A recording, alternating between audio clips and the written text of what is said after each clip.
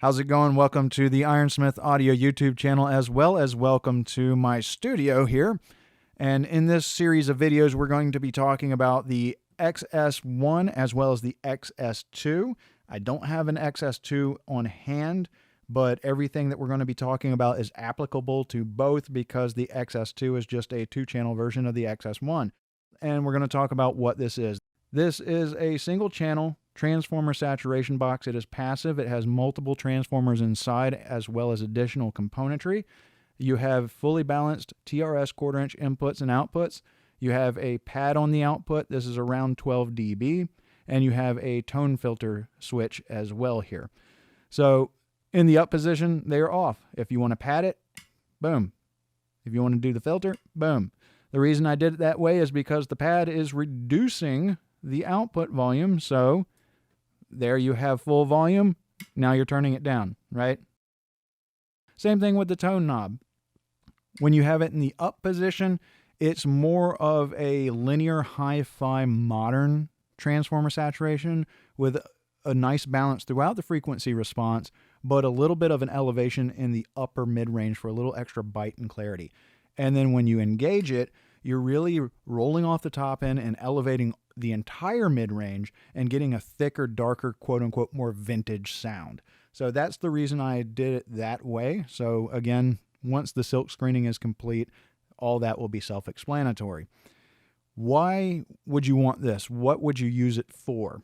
Well, there's a number of applications you would use it for. Let's say you have a favorite microphone preamp, right? Now, one thing to note real quick is the output is significantly hotter than the input, okay? You will see this in the demo where I am taking, in the first example, pink noise at -6, and I'm actually having to pull the fader down on that track to about -9. So you do the math. I'm having to pad it down to -15-ish in order for the output not to clip the input of my converters. So you have a significantly hot output on this.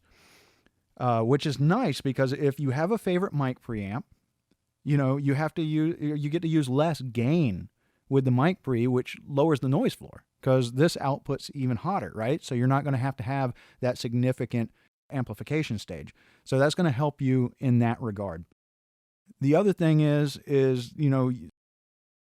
let's say you have something really cool like a Grace M101, right? Great preamp, very hi-fi, very clean and transparent, still has a nice space to it so it's not flat or boring, but it has a nice clarity as well.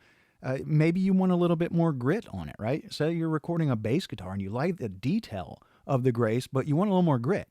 Well, that's where this comes in handy, right? You take the output of your mic pre into this, out of this, into your interface. You can pad it down if you want to drive it for more character.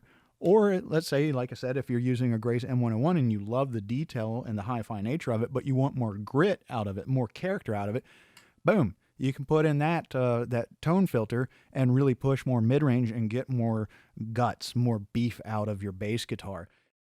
Now, the other thing is let's say you have some pre-recorded material, right? Whether it's your own stuff or you're working on somebody else's music, and let's say that the guitars are a little flat or the bass is a little bit flat and you want to beef it up.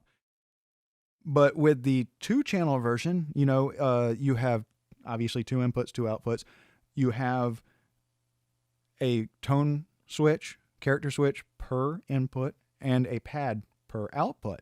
So you can utilize the XS2 as a single mono processor, a dual mono processor. So let's say you're doing kick and snare, right? And you want to engage, let's pretend that this is an XS2, right? And you have input 1 and input 2, and this is your tone knob, and this is your character tone filter, right?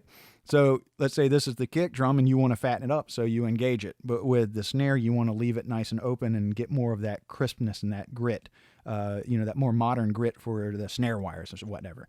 You can utilize it in that way.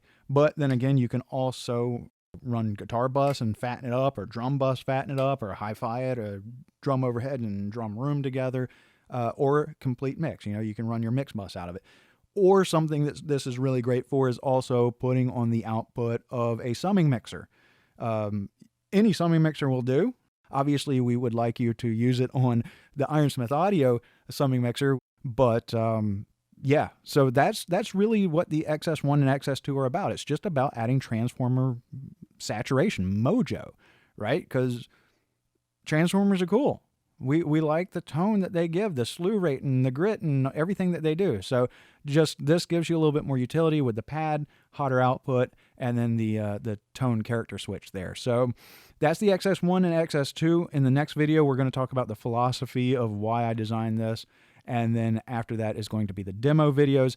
So check for those links in the description below or in the upper right corner of this video, or just hit the next arrow.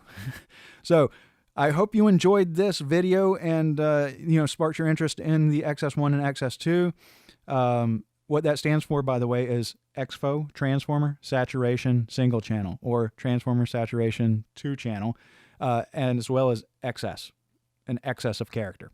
So there you go. We'll get more into that in the philosophy video up next.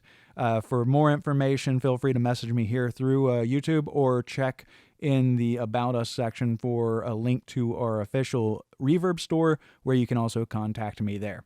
Thank you, and have a great day.